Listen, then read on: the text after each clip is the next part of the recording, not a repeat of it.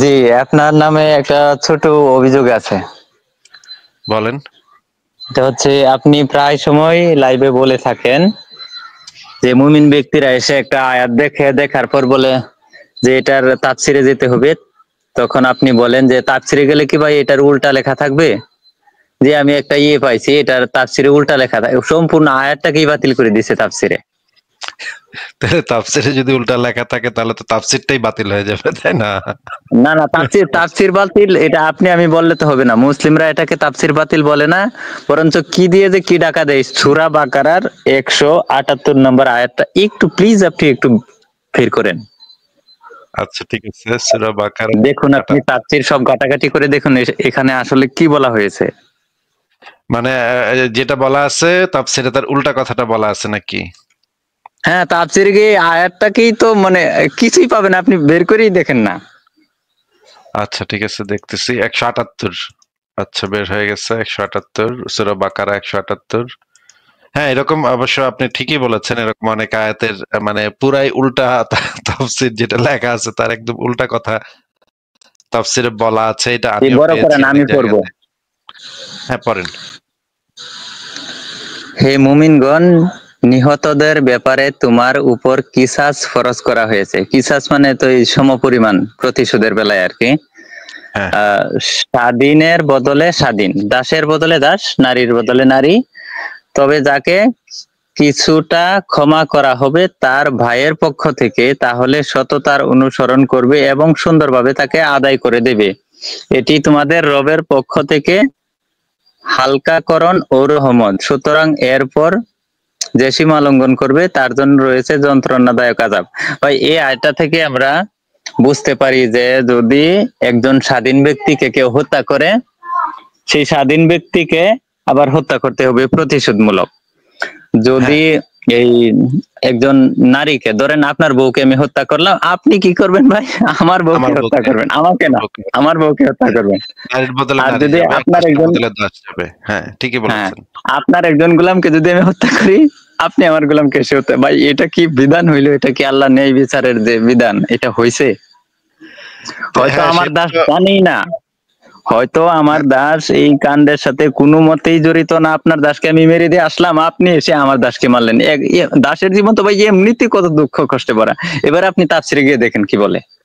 হ্যাঁ, আমি দেখেছি এটার তাফসীর আমি পড়েছি। এই যে এটার এখানে আবার তাফসীরে পুরা জিনিসটা পাল্টায় দেওয়া হয়েছে।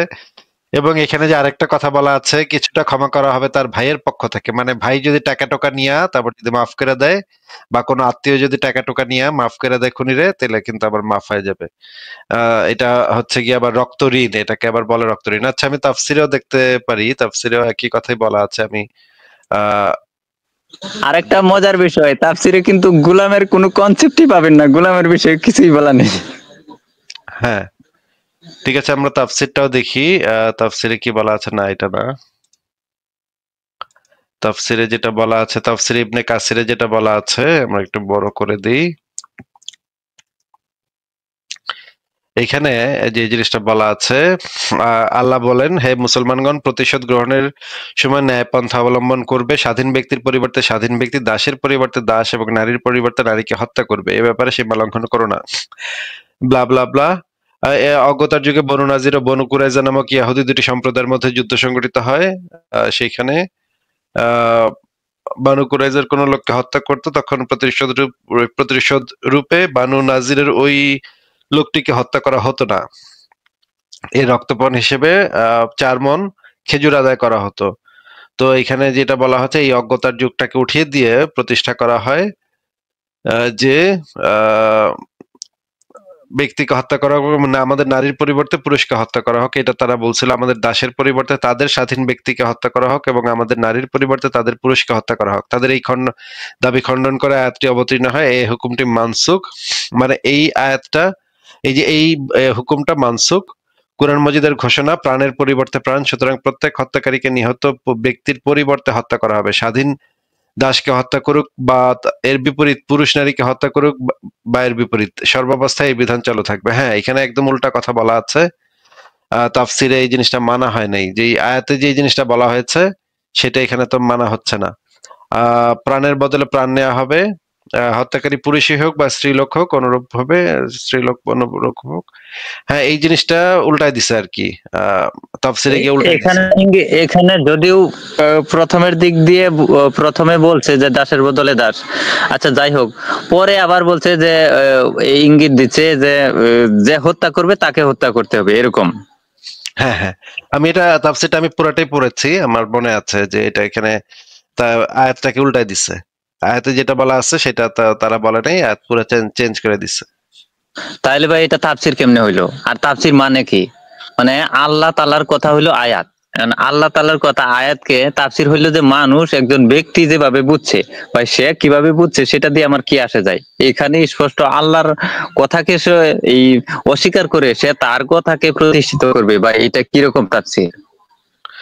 হ্যাঁ, সেটা একটা কথা, কিন্তু এই আয়াতে যেটা বলা আছে যে এই আয়াতটা মানসুখ হয়ে গেছে, এই আয়াতটা অ্যাপ্লিকেবল না, এই আয়াতটা আল্লাহ ভুলে বলে ফেলাইছিল আর কি, এটা আল্লাহ পরে উঠায় নিছে এই আয়াতের যে বিধান এটা যে সেটা আবার। মানসুখ হয়েছে, এক মিনিট ভাই, এটা যে মানসুখ হয়েছে তার তো কোনো দলিল প্রমাণ লাগবে। এইটা যে মানসুখ বলছে একজন ব্যক্তি বলছে, আল্লাহ তো বলে না এটা মানসুখ।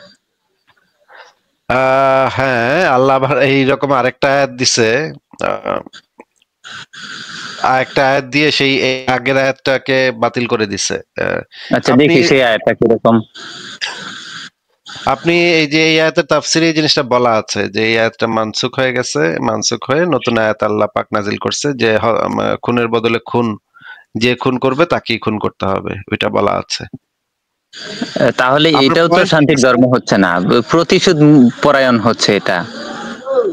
এটা হচ্ছে, কিন্তু আপনার পয়েন্টটা ঠিক আছে যে যে মানে এই আয়াতের ব্যাখ্যাটা সঠিকভাবে করা হয় নাই। যে এই আয়াতের ব্যাখ্যাতে মানসুখ হয়ে গেছে আয়াতটা, সেইটা বইলা ওই মানে নাসেক আয়াতটার ব্যাখ্যাটা এখানে দেওয়া হয়েছে এই আয়াতের ভিতরে, এই সেটা তো এই আয়াতের ব্যাখ্যা হইল না। সত্যরত জি, খাতুন ভাই, এখন কথা আপনাকে হচ্ছে ধন্যবাদ এই জিনিসটা পয়েন্ট আউট করার জন্য। না, যেটা একটু একটু আর একটা কথা বলি, এটা যে মানসুখ হয়েছে এটার কি পরিষ্কার কোনো রেফারেন্স আছে? এটা আমি তো দেখতে পাচ্ছি একজন ব্যক্তির সিদ্ধান্ত যে এটা মানসুখ হয়েছে বলে, আল্লাহ তাআলার কি সিদ্ধান্ত? এইটা এই আয়াতটার এই যে আয়াতটা মানসুখ হয়েছে, এই এখন তো এই মুহূর্তে আমার মনে পড়তেছে না কোন আয়াতটা দিয়ে মানসুখ করা হয়েছে, কিন্তু এই আয়াতটা মানসুখ হয়েছে এটা আমি পড়েছিলাম। এখন এই মুহূর্তে তো বের করতে পারতেছি না, আপনি তাহলে একটু সংশয়.com এ সার্চ করে দেখেন, পেয়ে যাবেন বোধহয় এই বিষয়ে লেখা আছে। নাসেক মানসুখের আচ্ছা ভিতরে ঠিক এই আছে, জিনিসটা ধন্যবাদ। থাকার কথা। ঠিক আছে, আর কি কিছু বলবেন ভাই?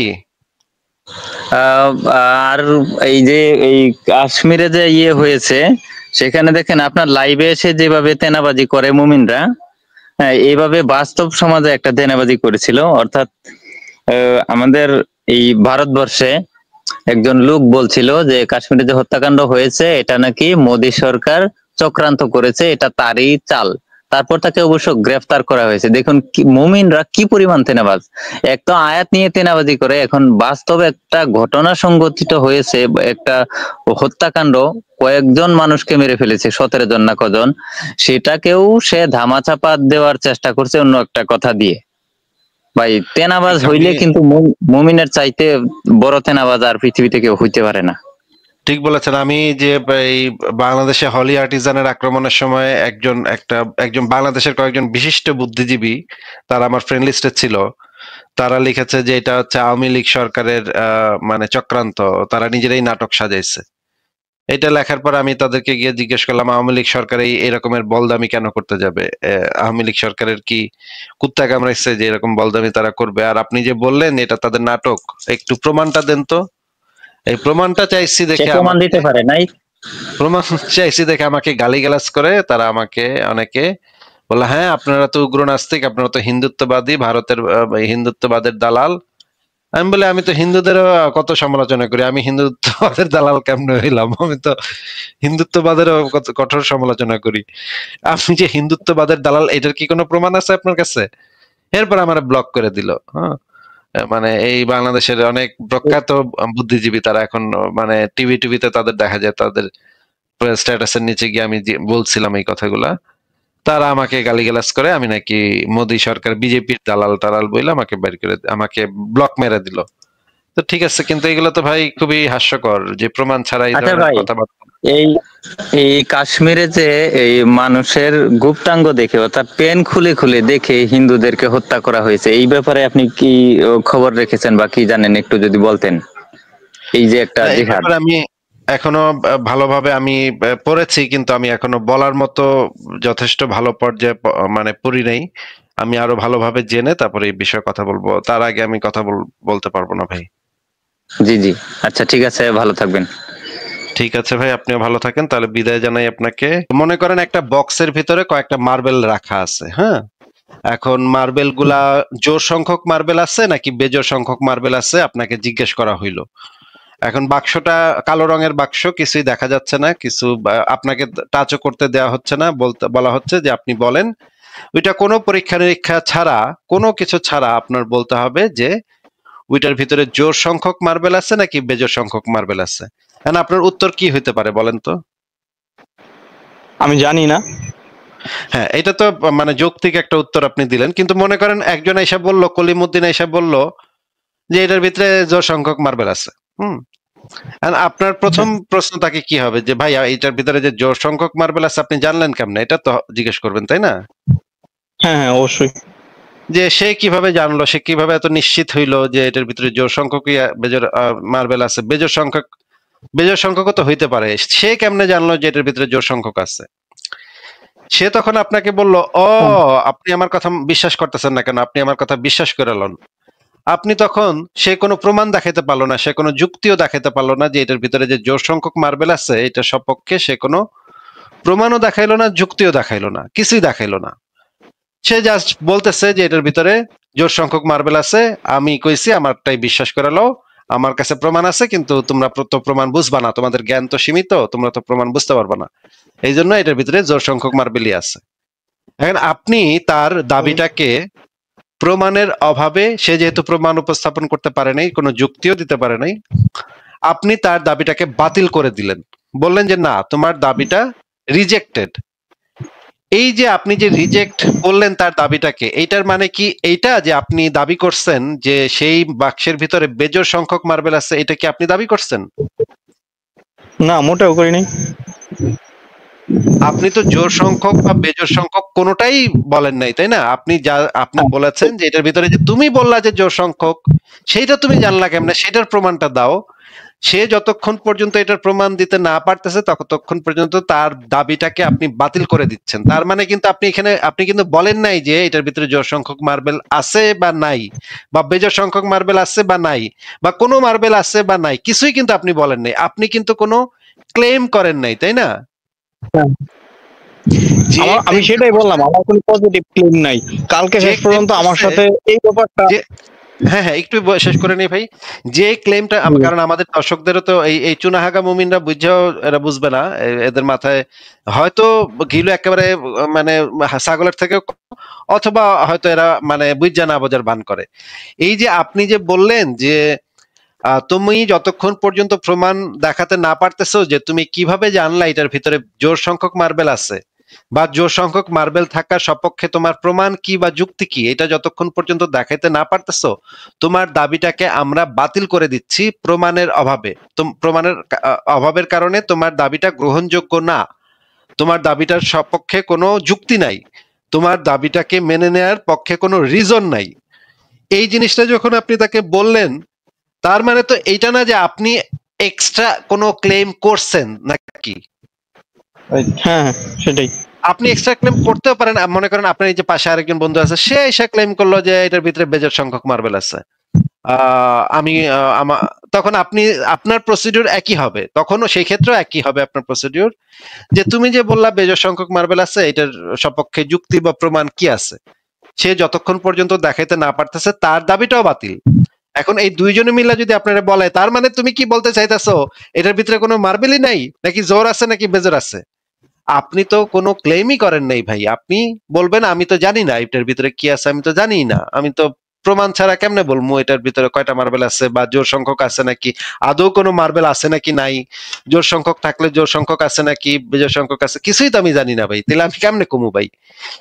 এই যে আপনার যে না জানা, অজ্ঞেয়বাদ শব্দটা এসছে, গেও নস্টিসিজম থেকে। এইটার অর্থটাই হচ্ছে এটা যে আপনি এই বিষয়ে জানেন না। নস্টিসিজম, নস্টিক, অ্যাগনস্টিক এই শব্দগুলা এসছে এই জায়গা থেকে যে আপনি এই বিষয়ে জানেন না। এখন একজন মানুষ যদি বলে যে আমি ঈশ্বর আছে নাকি নাই, একজন এসে দাবি করতেছে ঈশ্বর আছে, আপনি তাকে জিজ্ঞেস যদি করেন যে ঈশ্বর আছে, যে তোমার কাছে কি প্রমাণ আছে, সে কোনো প্রমাণ দেখাতে পারলো না, সাথে সাথে আপনি বললেন যে ঠিক আছে তুমি তো প্রমাণ দেখাতে পারলা না, সুতরাং তোমার দাবিটা বাতিল, তোমার দাবির সপক্ষে কোনো প্রমাণ নাই, তোমার দাবিটাকে মেনে নেওয়ার পক্ষে কোনো যুক্তি নাই, তোমার দাবিটার সত্য হওয়ার পক্ষে কোনো রিজন নাই, সুতরাং তোমার দাবিটা বাতিল। এইটা মানে তো এইটা না যে আপনি অন্য কোনো কিছু দাবি করছেন যে আল্লাহ নাই বা ঈশ্বর নাই বা ঈশ্বর আসিল মইরা গেছে, ঈশ্বর বুড়া হইছে বা ঈশ্বর মানে ঈশ্বরের বিয়া হইছে, এরকম কিছুই তো আপনি দাবি করেন নাই, তাই না? হ্যাঁ ভাই, যতক্ষণ পর্যন্ত আপনি কোনো ক্লেম না করতেছেন ততক্ষণ পর্যন্ত তো আপনার যে বাতিল করে দেয়াটা এটা কোনো বিশ্বাস না, এইটা হচ্ছে একটা বিশ্বাসের অভাব, এটা হচ্ছে অবিশ্বাস। আমি আপনাকে যে মার্বেলের উদাহরণটা দিলাম, সেই মার্বেলের উদাহরণটা থেকেই পরিষ্কার বোঝা যাচ্ছে যে একটা দাবিকে বাতিল করতে আরেকটা ক্লেম করার কোনো প্রয়োজন নাই। যদি সেই দাবিটার সপক্ষে যে দাবি উত্থাপন করেছে সে যদি যথেষ্ট যুক্তি প্রমাণ দেখাতে না পারে, তাহলে যে কোনো যুক্তিবাদী মানুষই তার দাবিটাকে বাতিল করে দিবে। এটাই হচ্ছে একটা যৌক্তিক অবস্থান। এই অবস্থানটাই হচ্ছে আমাদের নাস্তিকদের, যে আমরা মুমিনরা যখন এসে বলে আল্লাহ আছে বা ঈশ্বর আছে, আমরা তখন তাদেরকে বলি যে প্রমাণ কোথায়? তারা বলে যে প্রমাণ নাই, মানতে হবে, বিশ্বাস করতে হবে, নাহলে কল্লা ফালাই দেবো। আমরা তখন বলি যে না ভাই, তোমার যে সপক্ষে যেহেতু যথেষ্ট যুক্তি প্রমাণ পাচ্ছি না আমরা, সুতরাং তোমার দাবিটাকে আমরা বাতিল করে দিচ্ছি। এইটা বিশ্বাস করার পক্ষে কোনো যুক্তি নাই যে আল্লাহ বা ঈশ্বর বলে কিছু আছে। এইটা যখনই আমরা বলতেছি তখন তার মানে আমরা এক্সট্রা আরেকটা ক্লেম করতেছি না যে আল্লাহ নাই বা আল্লাহ আসিল মরে গেছে, আল্লাহ বুড়া হয়ে গেছে, আল্লাহ এখন জুয়ান, আল্লাহ জুয়ান বেটা, এরকম আল্লাহ বেটা আল্লাহ বেটি, এরকম কোনো দাবি আমরা আমাদের পক্ষ থেকে এখন পর্যন্ত করি নাই। এই আলোচনার এই অবস্থাতে যে অবস্থাতে আমরা আছি সেই অবস্থার ভিতরে আমরা এখন পর্যন্ত কোনো ক্লেম করি নাই, তাই না ভাই? জি ভাই। তো এই অবস্থানটাই হচ্ছে আরেকটা জিনিস দেখাতে হবে। তো এই জিনিসটা আমরা, এটা হচ্ছে নাস্তিকদের কোনো বিশ্বাস মানে নাস্তিকদের মানে বিষয়টাকে, নাস্তিকদের স্ট্যান্ডটা কোনো বিশ্বাসের জায়গা না। নাস্তিকদের অবস্থানটা হচ্ছে একটা বাতিল করে দেওয়ার অবস্থান। যেই পজিটিভ ক্লেমটা করা হচ্ছে সেই পজিটিভ ক্লেমটাকে মানে রিজেক্ট করে দেওয়ার অবস্থান। এখন কিছু কিছু নাস্তিক থাকতে পারে, তারা বলতে পারে যে আল্লাহ নাই, হ্যাঁ তারাও নাস্তিক, কিন্তু সেইটা আবার কেউ যদি বলে, কোন নাস্তিক যদি বলে যে আল্লাহ আছে তার কোনো প্রমাণ নাই, এই দুই ধরনের নাস্তিক, এদের কমন গ্রাউন্ডটা হচ্ছে যে তারা কেউই আল্লাহ বা ঈশ্বর আছে এটাতে বিশ্বাস করে না। এখন আমরা একটা ছবির মাধ্যমে এই জিনিসটা বুঝি যে অ্যাগনোস্টিসিজম কাকে বলে আর মানে এইথিয়েস্ট কাকে বলে। এই দুইটা হচ্ছে ভিন্ন দুইটা শব্দ। অ্যাগনোস্টিক শব্দের মানে হচ্ছে আমি জানি না। এটা হচ্ছে সেই প্রশ্নের উত্তর যেই প্রশ্নটা হচ্ছে যে আল্লাহ কি আছে নাকি নাই তুমি কি জানো? তখন আমরা উত্তরে বলি না আমরা জানি না। আর আল্লাহ কি আছে নাকি নাই, এটা আল্লাহ আছে যে এটাতে তুমি বিশ্বাস করো, তখন আমরা বলি না বিশ্বাস করি না। এই যে বিশ্বাসের প্রশ্নটা যখন আসে তখন এইথিজমের শব্দটা অ্যাপ্লিকেবল হয়। আর যখন জানা না জানার প্রসঙ্গ আসে বা প্রশ্ন আসে তখন নস্টিক অ্যাগনস্টিকের প্রসঙ্গটা আসে। এই যে আমি এই যে ছবিটা দিয়েছি স্ক্রিনে, এখানে দেখা খুব সুন্দর করে বোঝানো হয়েছে এই জিনিসটা। এখানে চারজন ব্যক্তি আছে, চারজন ব্যক্তির প্রথম একদম বাম দিকের ব্যক্তি, সে বলতেছে আমি জানি না আল্লাহ আছে কিনা, তবু আমি আল্লাহ বিশ্বাস করি। এই বাম দিকের লোকটাকে বলা হবে অ্যাগনোস্টিক থিয়েস্ট। হ্যাঁ, তারপর 2 নম্বর যে ব্যক্তিটা আছে সেই ব্যক্তিটা হচ্ছে আমি জানি আল্লাহ এক আল্লাহ আছে এবং আমি আল্লাহ বিশ্বাস করি। এই ব্যক্তি হচ্ছে জানে, মানে জানা সম্পর্কে সে একটা ক্লেম করছে, সে জানে, তার মানে সে নস্টিক। আর এবং সে আল্লাহ বিশ্বাসও করে, তার মানে থিস্ট। বাম পাশেটা ছিল অ্যাগনস্টিক থিয়েস্ট, না আমি সরি আগের বার বোধহয় ভুল বলছি আমি। বাম পাশের যেটা সেটা হচ্ছে আমি জানি না আল্লাহ আছে কিনা, মানে সে হচ্ছে অ্যাগনস্টিক, তবু আমি আল্লাহ বিশ্বাস করি, তার মানে হচ্ছে সে থিয়েস্ট। বাম পাশেরটা হচ্ছে অ্যাগনস্টিক থিয়েস্ট। আর 2 নম্বর ব্যক্তিটা হচ্ছে নস্টিক থিয়েস্ট, সে জানে আল্লাহ আছে এবং সে বিশ্বাসও করে আল্লাহ আছে। আচ্ছা, 3 নম্বর ব্যক্তিটা হচ্ছে আমি জানি না আমি জানি কোনো গড নেই, মানে সে জানে যে কোনো গড নেই এবং তাই আমি গডে বিশ্বাস করি না, এ হচ্ছে নস্টিক এইথিয়েস্ট। এর অবস্থানটা হচ্ছে নস্টিক এইথিয়েস্ট, মানে সে জানে, নস্টিসিজম মানে হচ্ছে জানা, সে জানে যে কোনো ঈশ্বর নাই কিন্তু তাই সে ঈশ্বরে অবিশ্বাস করে। আর একদম রাইট সাইডে যিনি আছে সে বলতেছে যে আমি জানি না কোনো গড আছে কিনা, যেহেতু আমি জানি না আমি তাতে বিশ্বাস করি না। এও জানে না, এ জানে না যে মানে গড আছে না কিনা, এ বিশ্বাসও করে না, দুইটাতেই সে না।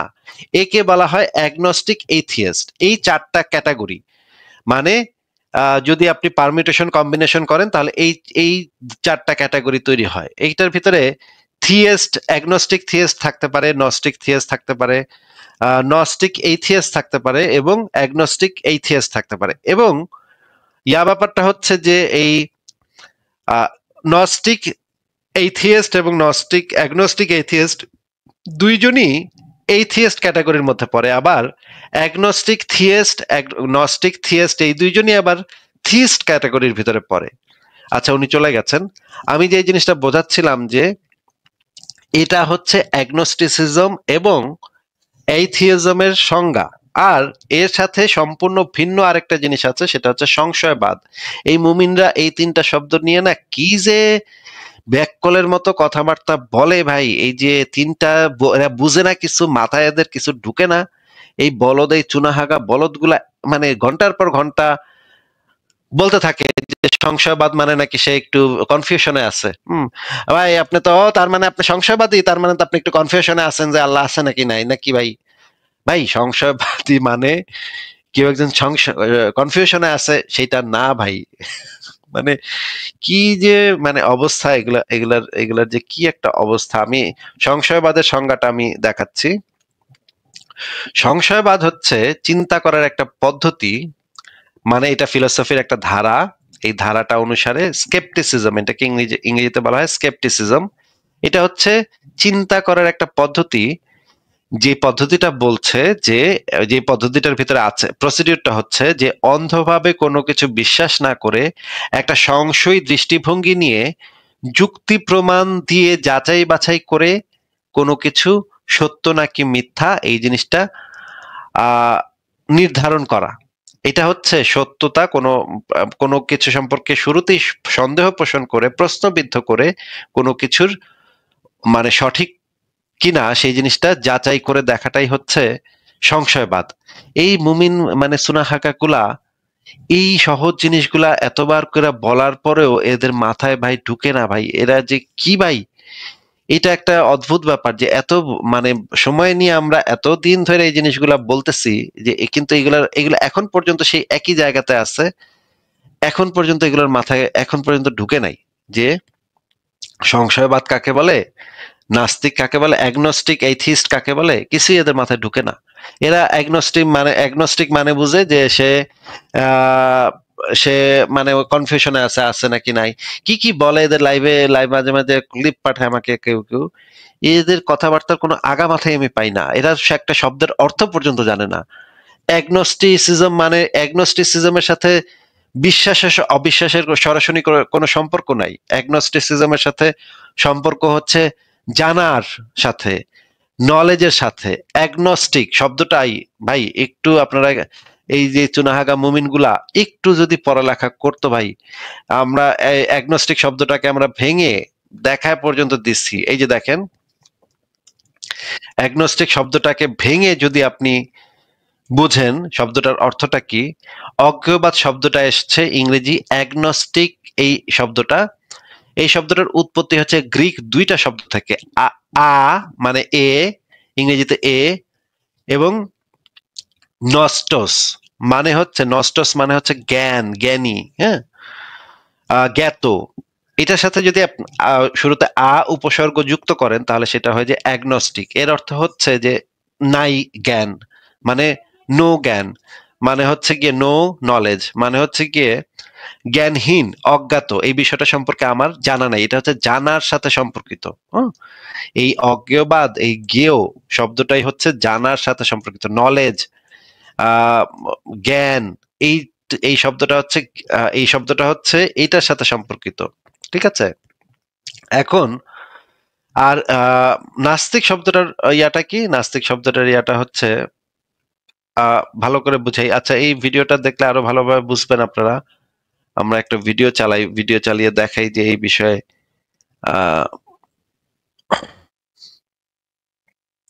আপনারা একটু ভিডিওটা দেখেন, তাহলে ভিডিওটা ছাড়ি। এদেরকে মাথায় ঢুকবে না, তারপরে বলতে হবে, কারণ এরা তো চুনাহাগা মুমিন, এরা তো মাথায় ঢুকবে না এগুলো।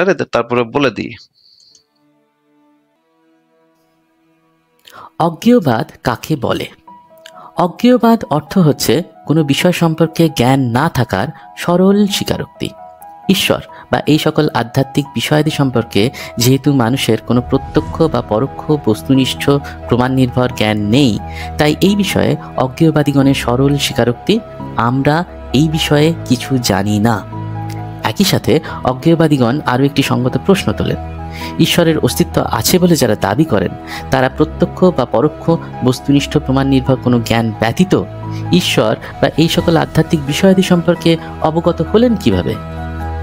অজ্ঞেয়বাদ কথাটি ইংরেজি যে শব্দটির পারিভাষিক শব্দ অর্থাৎ এগনস্টিক, এই শব্দটি এসেছে গ্রিক এই এবং নস্টস শব্দ থেকে। নস্টস অর্থ to know or to be known, আর তার সাথে উপসর্গ এই মিলে এগনস্টিক শব্দের আক্ষরিক অর্থ হয়েছে জ্ঞানহীন। সেই অর্থে একজন ব্যক্তি অনেক বিষয়েই এগনস্টিক হতে পারে। অন্যদিকে নাস্তিকতা বা এইথিইজম শব্দের অর্থ হচ্ছে প্রমাণের অভাবে ঈশ্বরে অবিশ্বাস করা, অর্থাৎ ঈশ্বর প্রসঙ্গে শূন্য বিশ্বাস বা বিশ্বাসের অনুপস্থিতি, ঈশ্বরের অস্তিত্ব বিষয়ক প্রস্তাবকে বাতিল করা। ব্রিটানিকা এনসাইক্লোপিডিয়া এইথিইজম শব্দের সংজ্ঞায় বলছে, Atheism, in general, the critique and denial of metaphysical beliefs in God or spiritual beings. As such, it is usually distinguished from theism, which affirms the reality of divine and often seeks to demonstrate its existence. অর্থাৎ নাস্তিকতা মানে ঈশ্বর নেই তাতে বিশ্বাস করা নয়, বরং ঈশ্বর আছে সেই প্রস্তাবকে উপযুক্ত তথ্য প্রমাণের অভাবে বাতিল করা এবং সেই বিশ্বাসের বিপক্ষে যুক্তি তুলে ধরা। ঈশ্বর নেই সেটা বিশ্বাস করা আর ঈশ্বর আছে এই প্রস্তাবনাকে প্রমাণের অভাবে বাতিল করা দুটো সম্পূর্ণ ভিন্ন বিষয়। নাস্তিকতা কোনো ধর্ম বা বিশ্বাস নয়, বরঞ্চ নাস্তিকতা হচ্ছে অবিশ্বাস, সেই বিশ্বাসে আস্থাহীনতা। একটু উদাহরণ দিয়েই বিষয়টা বোঝার চেষ্টা করি। ধরুন কেউ প্রশ্ন করলো, আপনি মামদভূত সম্পর্কে জানেন? আপনি উত্তর দিলেন, না, আমি জানি না, অর্থাৎ আপনি এই বিষয়ে অজ্ঞেয়বাদী। এবার প্রশ্ন হচ্ছে, আপনি কি মামদভূতের অস্তিত্বে বিশ্বাস করেন? আপনি উত্তর দিলেন, না, আমি বিশ্বাস করি না, অর্থাৎ আপনি এই বিষয়ে নাস্তিক।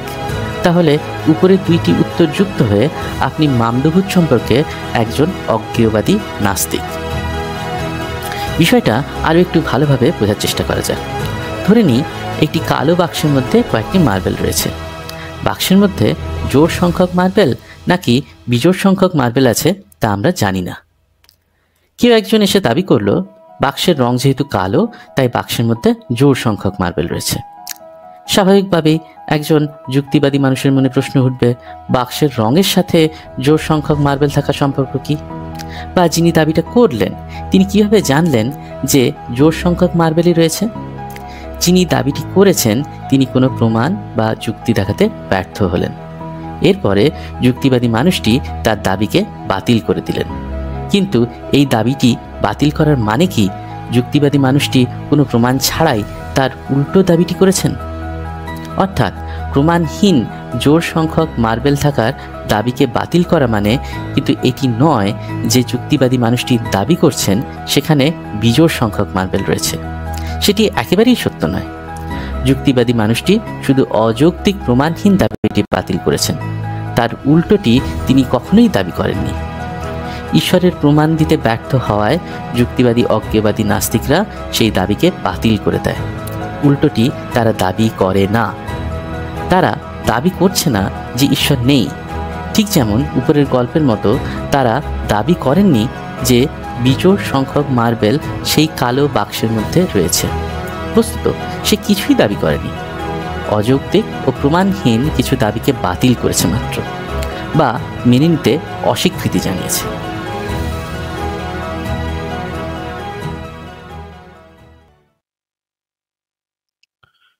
আচ্ছা, আমরা মোটামুটি ভিডিওটা দেখে মোটামুটি ক্লিয়ার হলাম। তারপরে এই চুনাহাগা মুমিনদের যে অবস্থা, সেটাতে তো আসলে